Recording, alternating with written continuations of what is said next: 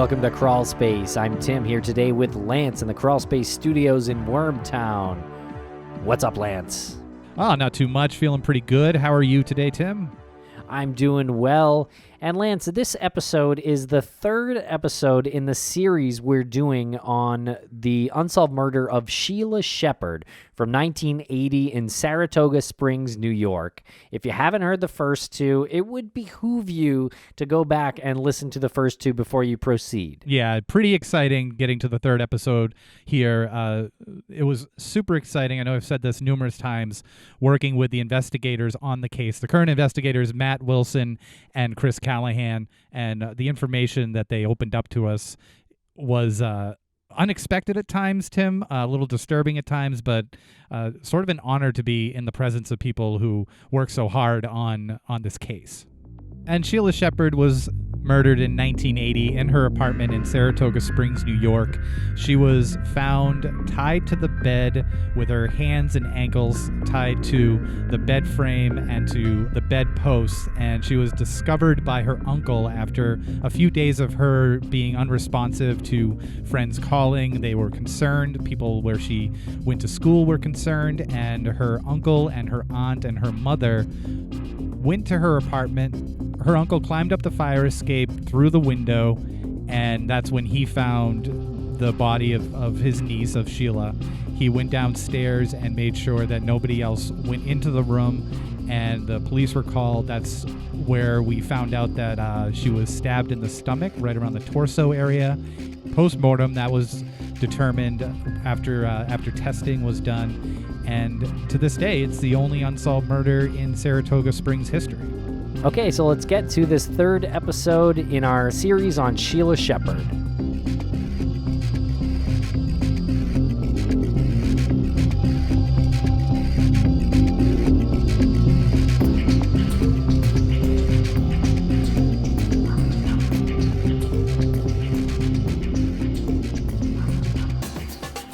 And in this clip, we ask the investigators, Callahan and Wilson, why was it them? Why did they feel compelled to be the ones to take this case up once again and try to generate new life into it? Why did you guys pick up this case? Why you two? I had asked about it a while ago. When I was a kid, I used to hear my parents talk about this case all the time. We used to go to Maine in the summer every summer for vacation. I remember my parents in the front seat talking about this, and thought it was really interesting then, especially being from Saratoga. You don't have unsolved murders, and to hear that had happened here and just the circumstance of it, I thought it was really interesting. And first became a police officer. I was interested in it. I read back through the computer, and there was very little in our computer about it. And then I became an investigator. Our now assistant chief was the head of investigations and had mentioned that they were looking to reopen this. Was anybody interested? And I went to him and I said, yeah, absolutely. I'd love to work it. And he was going to pair me up with the investigator who had been on in 1980, who's since retired. And then I'll let you tell your, when I got promoted out back, it was the same thing. I had known about it growing up here. My father was a police officer here through the 70s and the 80s up until mid 2000s. So a lot of these names I know, and it's just a timing thing. I don't know why they never picked it back up, probably because it was exhausted. And like everything, time flies, and it kind of gets put on the back burner, and life goes on, and nobody really looks at it until you see it sitting in a box somewhere, and you want to kind of dive into it again, see if anything you missed, fresh eyes, Yeah, it was never closed. It was never like they had closed it out, but it was just kind of a matter of, I know they had a couple of people that had been assigned to it, that had looked into it. One of them had been assigned to it, then he got promoted, so he went back to patrol. And, I think it kind of passed through a lot of different hands. And I think, I don't want to speak for anybody who came before us, that Matt and I were the only ones that said, no, I want time. Unfortunately, we don't have a big enough department where they can just exclusively let us devote to work in this case. But it's kind of when you have time and in between slow times with other cases coming in, then we've just been working this wherever we can, wherever we get a chance. And it's one of those cases where we're getting to the point now where a lot of the younger officers that are coming on were not born during this time. You know, I hate to say that I'm getting old, but they don't know about it other than from what we tell them. So they don't have access to that case like you know with older cases on the computer. So everything's all on paper. So you know, at some point after we go, unless somebody else thinks of it and picks it up, you know, it's well, I wasn't born actually when it happened. I was. You're like, when I came along, don't date me about right it. now. So it was sort of unofficially, like informally opened back up again? So because it wasn't officially closed? Yeah, Yeah. you would say, yeah. I Okay. mean, they you know, I guess you would suspend something and then, you know, kind of look into it again. Yeah. You know, the way they wrote up the case report then to now, I mean, we have to go and take a new case report and now make it all digital as opposed to everything that was added to it from 80 to almost in the 90s, up until about 99 when we got the impact system, was all handwritten documents attached to the case file. So now when we looked into it, now we're taking a whole new digital number to it. Yeah. So. I got lucky also. I was deployed. I'm in the reserves. I was gone for a year, and I got home last November. I came back to work, and my boss at the time was like, you know, you got all your vacation time to use. So I was going to be out. You know, I was at work very sporadically. So he's like, why don't you take the rest of this year when you are here? We're not going to assign you new cases. I was working in the drug unit at the time. He's like, we're not going to assign you into these cases. Why don't you just, you know, sink your teeth into this? We'll give you through the end of 2018. So that's when, you know, we'd set up a lot of our interviews, and when we first look back into it, there's a list 10 pages long of people you want to talk to and people you want to see if they're still alive. So that was when I really had time to fully devote just to that. And Matt, I know the sergeant had cleared him up. He's like, you know, when you guys have things going on, go ahead and focus on that. And like I said, now we're kind of back to working it in between, you know, other things coming Cases in and stuff, yeah. open investigations that we have. Yeah. What else do you have for open investigations here? So I was primarily in the drug unit up Yeah. until a couple of weeks ago. I just went back to criminal investigations. So that was a whole obviously different world of just, you know, running leads down or tips about this place is a drug house or this guy's a drug dealer, and you know that type of cases. We both do arson investigations for the department. So any suspicious fires that come in, Matt and I are the ones that handle those. I don't know. It's different. We're not NYPD, so we don't have like specialized units. We're all kind of a jack of all trades back there, and comes in if it's your turn to get a case, then whatever it is, you know, it's a rape, fraud, you know, whatever it may be. Mm-hmm. Do you think that the killer is still in the town? You know, I don't know. There's no, you know, it's one of those things. Like one day I'm like, he's here. He's probably watching us, and then other days I'm like, this guy is probably somewhere gone in another state somewhere, if not dead. You know, he kind of passed through, did his thing like a serial killer somewhere, and then we just never linked him. You know, it's just one of those. I can't say yes or no.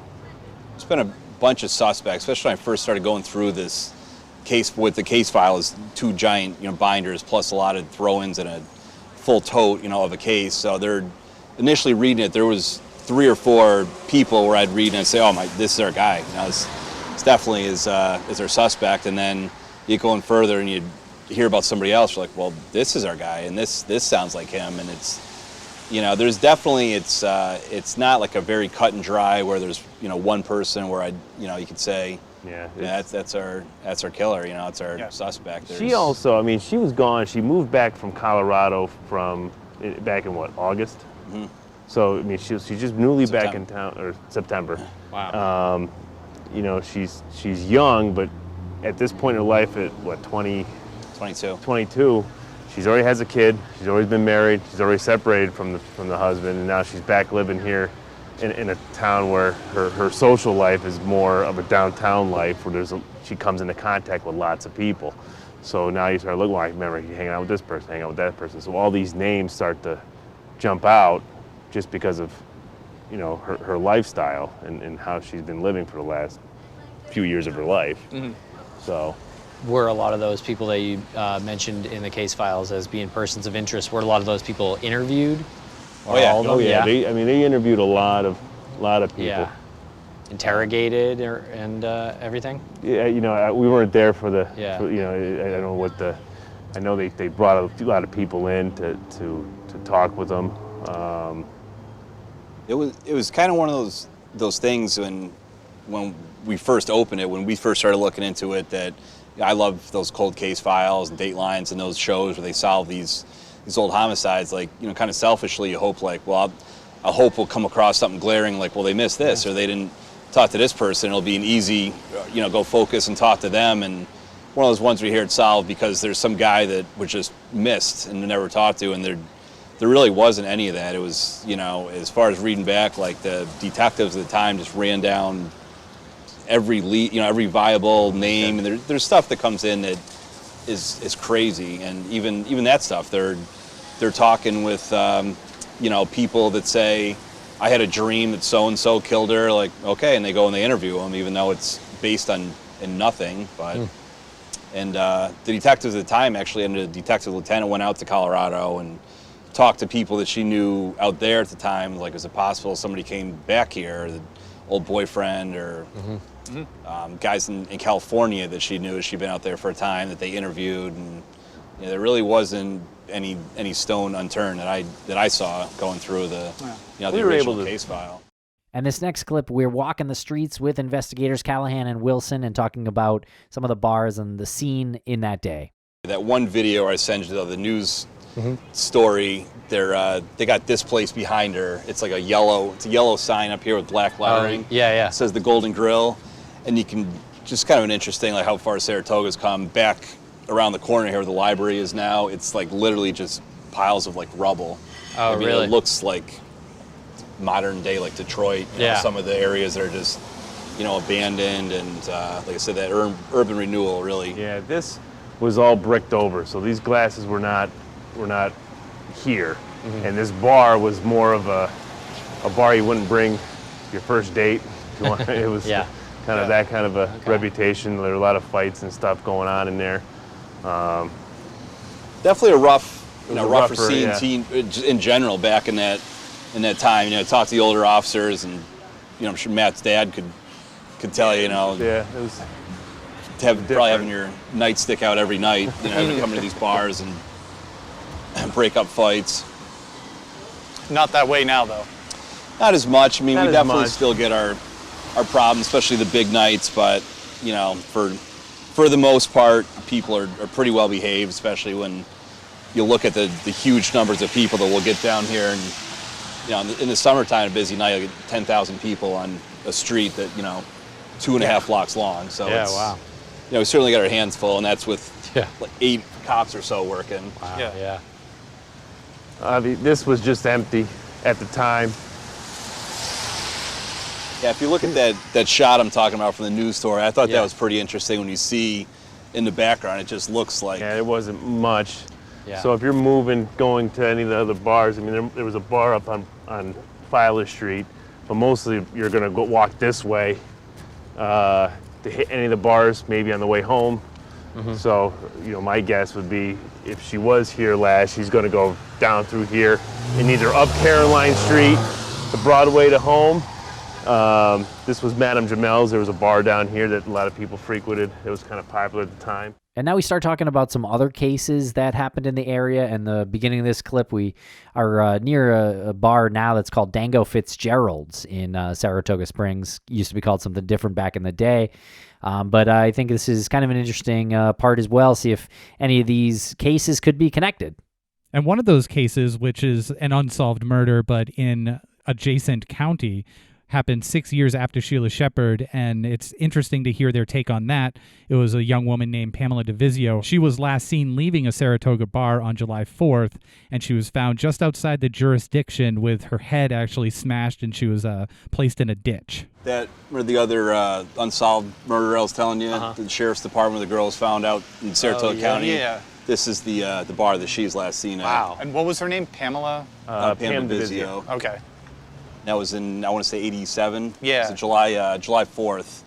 She's seen there, and she starts walking, but she's walking up the other direction, but away from this bar here. Is there any connection that you guys? Not that we could see. Yeah. There very well could be. I don't want to say yes or no, but not that we can see from. We sat down with that investigator from the county who's working that as a cold case now, and he brought over the crime scene photos from where she's found and how she's found, and our crime scene photos. I mean, that was very violent, very just looks like a rageful, attack, and this doesn't seem to be. I mean, obviously, anytime you kill somebody, it's not an act of love. Yeah, this bar here now is called Dango Fitzgerald's. It's Irish pub. It was called Madame Jamel's at the time. That was in, like I said, I want to say 1986, 87. Young woman named Pamela Divisio is working here, 4th of July. That's when she's last seen. She has an after shift or she'd been out that night, stops back here for a cocktail, and then is walking back to her apartment, which is up the east side of town over here. That's the last that she's ever seen alive, and she's found out in Saratoga County in a rural area in like a drainage ditch. Yeah. Somebody driving by, I think walking his dog, ends up finding her. So that's also an unsolved murder. That one is our county sheriffs have that jurisdiction because it's not in our city here, but It's got a connection. Yeah, it was something that we definitely wanted to look into. Or so you don't get a lot of women getting murdered, going missing from here, and she's last seen leaving the bar district. How was she killed? Looks like she was beaten with some sort of blunt instrument. An object to the head. Yeah, so she's beaten Just to the head. badly. I don't think there was any other wounds. No, the rest of the it's body. more to the head, but then she's been out. It looks like it's like a couple of days that she's out. It's summertime, so I think somebody actually, that's what it was. Somebody going by sees like an animal, like guy's dog had gotten out, so they don't know exactly how much that's from the attack, how much is from her being out, in the elements, exposed to, animals going by, whatever else. So completely different MO as from Sheila, right? Looks different than. Yeah. Yeah. Yeah, Sheila's, the cause of death was asphyxiation. So she has a gag in her mouth, and then it's, the scene is almost staged to look like it's violent. She's tied up, she's stabbed in the abdomen, but it all looks to be post-mortem. Like the stab wound, they have a picture from the autopsy where the knife doesn't hit any organs. The organs, yeah. Just goes Nothing right that through. would, and it's like not a butter knife, but it's like the size of small. a butter knife, like, Steak knife, like a small Yeah. steak knife. but you'd have trouble cutting a steak with it. It's not, definitely not like a, Was it Hattori still in her? Hanzo. It was still Yeah. in her when they found her, yeah. And that's like in evidence right now and everything. We have a lot of stuff that we've sent down to the state police lab, and I just called them the other day, hoping to get an update for you guys before you came in here, and they're like, unfortunately you're still in the queue, waiting. And we turned the stuff in November, and they're like, we're definitely going to get it assigned and get all this stuff now tested for DNA and retest all the fingerprints, make sure to put them in the national database. But they're like, unfortunately, the hits keep coming, So when they get a new murder or something that goes to the top of the list, or something that's scheduled for trial, that they're like, they'll put a rush on it. You have to get this tested and go forward with that. So I'm just hopefully going to keep annoying them to the point that they'll bump us up some. They get tired of hearing from me. Yeah. And there's a chance that there's some break in the case based on that evidence? We certainly hope so. We like to hope so, but then, you got to figure they're collecting evidence not for DNA purposes, So anybody's touching it, when it's stored, who's touching it, who's moving boxes, their packaging is not the same as it is now. They have also gone through several different moves where they moved evidence to different locations. As time went on, we had to rebuild. They had to rebuild different places. So who knows what was in there damage to the elements from the elements and whatnot. So it's, you try to be hopeful. Yeah. But you also don't want to get your hopes up too much because Yeah. you just know how things were, the DNA. Do you think it's going to end up being something, if it is solved, that it will be something with DNA, or would it be something where someone confesses? I guess just your gut feeling on that. I would take Yeah. either. For me, I would like to see a piece of evidence that no one thought to get DNA off of. Yeah. And then find it that way. Yeah. Or at least a starting point. Do you have an idea of what that would be? I don't. There was a lot of odds and end items from the apartment that Yeah. we still had that we sent Yeah. out there that maybe was touched that no one thought to test, like magazines and stuff like Yeah. that. Yeah. But it's one of those things where the way that it was handled, not putting not degrading anyone else's, how they did things, but it was a different world back then. We didn't Yeah. have DNA. It was more. Well, they didn't know what fingerprints they were. and yeah, no they one's. didn't have the foresight to, because it didn't Exactly, exist. it didn't Yeah. exist. So it's Yeah. like everyone's going for fingerprints, and Yeah. so. Is there And- any clothing left? Oh, sorry. Yeah, no, there was some clothing, from the time, and they, it seems like they did a great job of just collecting everything. You're like, if it could possibly be involved, just take it and secure it. Better to have it and not need it. Yeah. Type thing than Yeah. vice versa. The one piece that we had sent in, we got a report back, a serology report. That first thing they did was test everything for blood, and they did find a shoe in the apartment that tested positive in the serology report. So that was really exciting. But now then that has to go for DNA testing. Find out whose blood we're talking about, and Blood on the So shoe. it was On the blood shoe. on the shoe and Yeah. Sheila's shoe in the apartment. Yeah. yep. So we're obviously that's a great place to start. As far as somebody would a lot of explaining to do of why their blood would be on a shoe Yeah. in apartment of a murder victim. And another unsolved murder that we touch on is Jennifer Hammond, who part of her body was located in Saratoga County, New York in 2009. I was sent an article about this Jennifer Hammond who was found in Ballston Spa. That's where we're staying, right? Yeah. So that's obviously huge year difference. That was 2003, it seems like. But I don't know too much about that case. Yeah. I remember hearing about it. I know the sheriff's department. We have another missing person that we believe is a homicide. She was 14 in 86. We haven't found the body yet. The person of interest that we believe, or that the other investigators believe did it, is no longer with us either. And we just digged on the property where we thought she was buried. Oh, It came really? up negative, yeah. You just did that? We just did that. Not last year, year 2 years before. ago? 2 years Wow. ago. But the mother still talks to me. She'll still call, wants, if I hear anything or not. yeah. She was actually at the This seminar where we met you guys. where we met you Oh, guys. She really? was there with who's the other? From upstate New York. Oh, Yeah. Lyle, right? Susan Lyle's mother. Maura. That's great that she's so active. Yeah, it's a long time, but Yeah. even talking to her, talking to the sister, they News Channel 13 did a story and they interviewed me in regards to it. And when you talk to the mom and how this 14-year-old was hitchhiking and hanging out with a 30-year-old man and all this stuff going on, and nobody really seemed to think it was that big of a deal. It paints a picture of the 80s, like what was going on back then. It was just it's a different time, different age, and people a little more lax than they are now. When they tell the story, even with this, the red flags kind of pop up as maybe then you didn't think much of it. Yeah.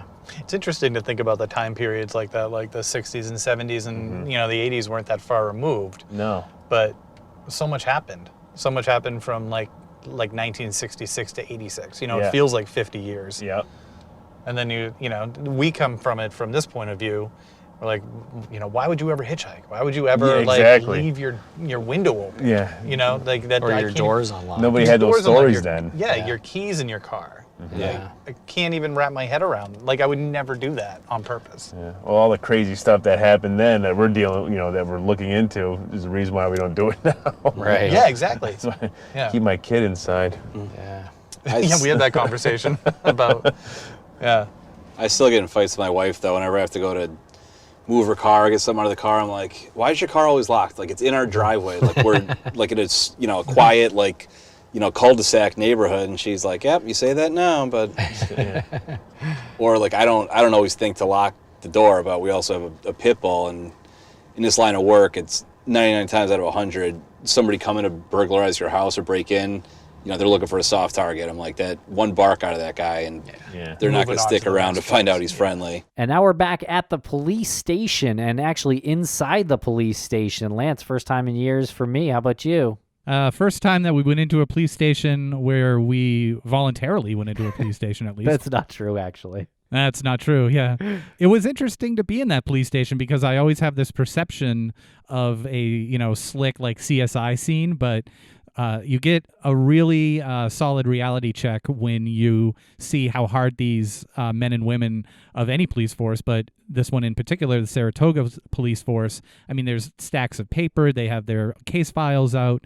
They have writing on the wall, literally writing on the walls, and it's just an ongoing wheel of work that you can see happens on a daily basis there. Yeah, and that's a part of this conversation. We kind of talk about how there's differences today and how there was back then. This is what we'll bring with us tomorrow. So this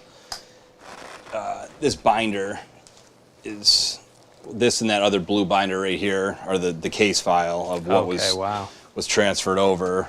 This and this that are all mostly hand rolled typewriter, but a lot of handwritten stuff that call came in and patrol officer writes his report or type, depending on whether it's really investigator or supervisor, if they had access to a typewriter at the time, you name it, real good tips of I think I saw her with this person at this time, right up through I had a dream that this person killed her, and you should probably go talk to him. To, they got cases from Ithaca, from Buffalo, different serial killers that were active at the time that people had called in. It's really pretty impressive that, without an internet, that they were able to look up these cases all around the country. I still don't really fully understand how it worked at the time that they could be in contact with, with the Buffalo PD to even find out they had.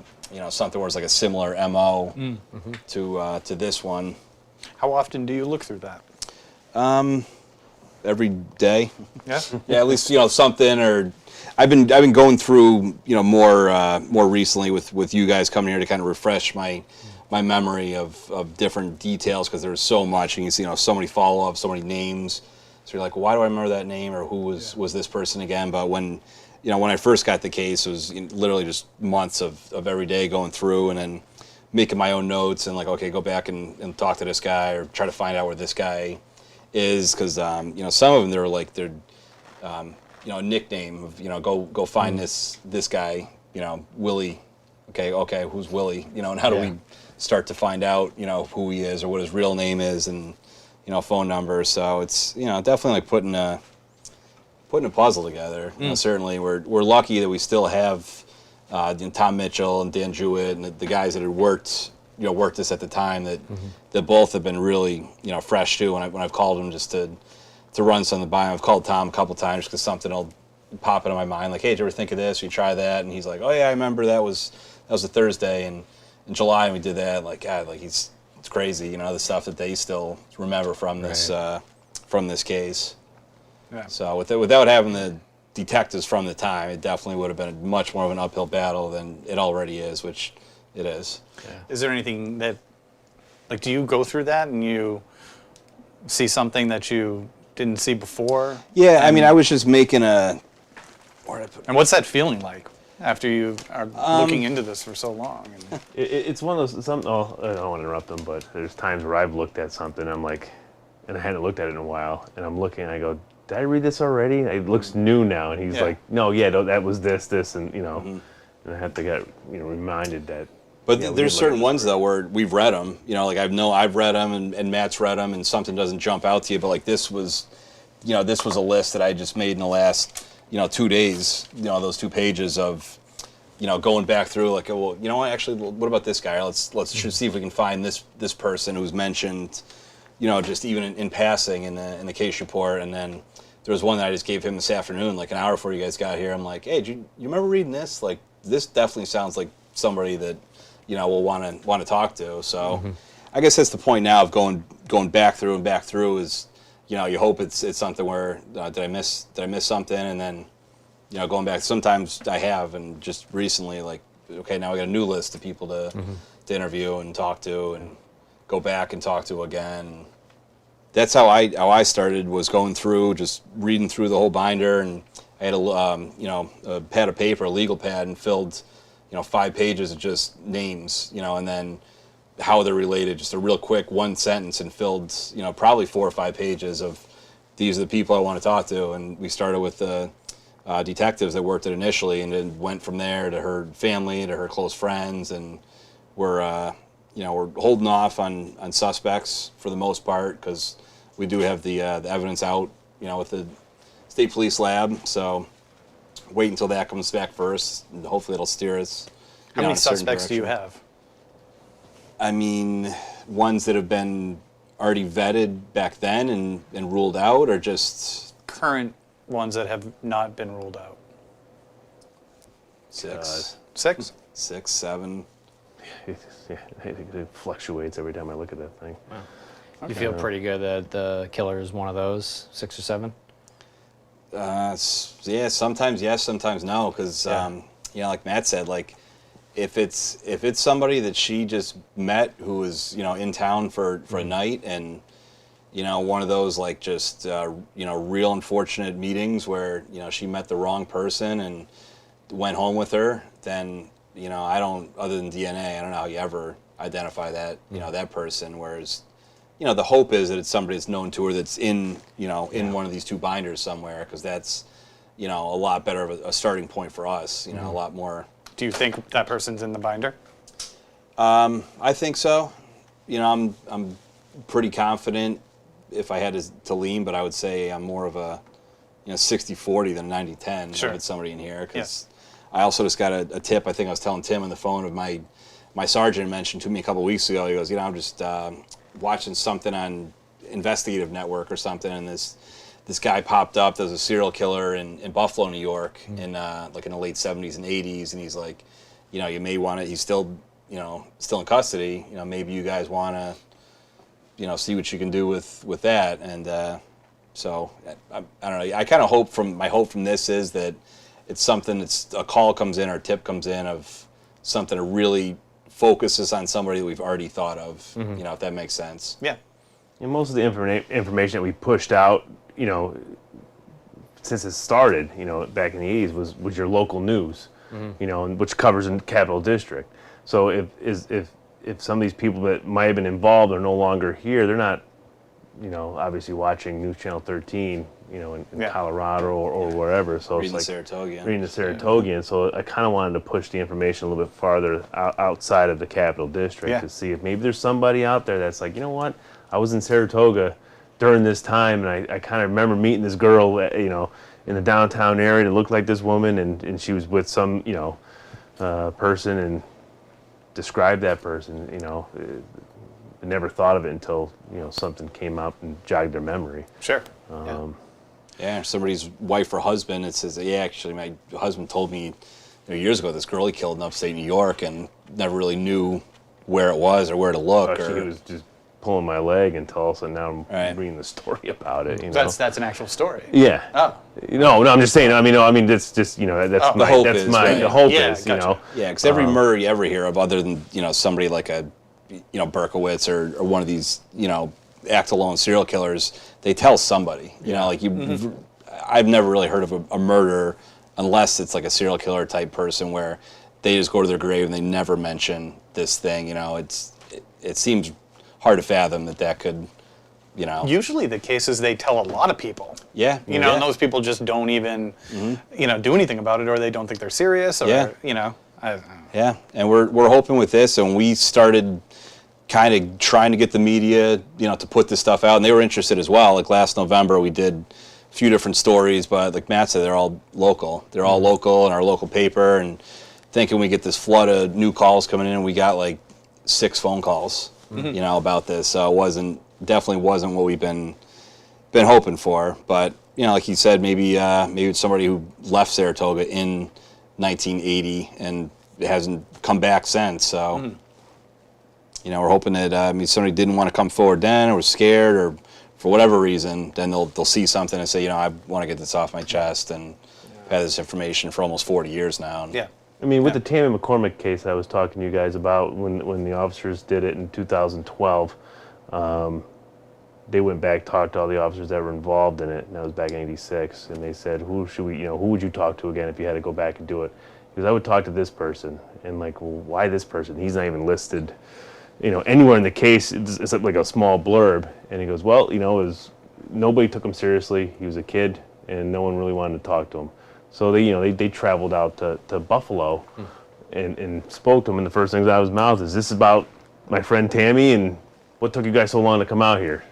So it's one of those things, like I kind of hoped that would happen with us. What took you so long to come out and talk to me? You didn't know, who you were. Yeah. And here's a funny clip about a page in the file, in the case file, that is about her mom reporting on her son. What's crazy about that is that was just one example of the hundreds, maybe thousands of reports that they got in over the subsequent days and months and years following Sheila's death. And they have to follow up on all of those. Oh yeah, this is one of those ones we were talking about where you get the random, call just comes in that this guy's a weirdo. So you got to take a look at him. Really nothing to connect him to Saratoga, or this sounds like the mom wanted to get her son out of the house. They would record a lot of the tip lines. Oh yeah, actually you read this one. Contacted the caller. She reports her son has no connection to the homicide, but that she mentioned his case in front of the deputy when he was there in an attempt to scare her son. States that he is unemployed and just hangs around the house all day. She thought this may shake him up enough to get him seeking employment. Well, that's good to use a open murder investigation to get your son to get a job. And in this final clip, we discuss what may be an interesting clue in the case. Yeah, and as I said before, this one, potential lead or this one element is truly fascinating to me. It's just something that stands out because I don't know if someone would just imagine a light in there, and enough to the effect of specifying it as a flashlight, sort of darting around in the dark. That's incredibly telling to me, and I wish we knew more about it. Yeah, it's sort of a clue that plays out in some of the next episodes in this series. So we'll come back to this one for sure. Thanks for listening, everybody. Oh yeah, this definitely would have got me excited if I was working at the time when they went by and they saw the light on in the apartment. They thought somebody had gone back to the scene. Yeah, I saw what appeared to be the light of a flashlight inside the apartment. That's a week later. At 11:48 p.m., that would certainly get my attention. Usually.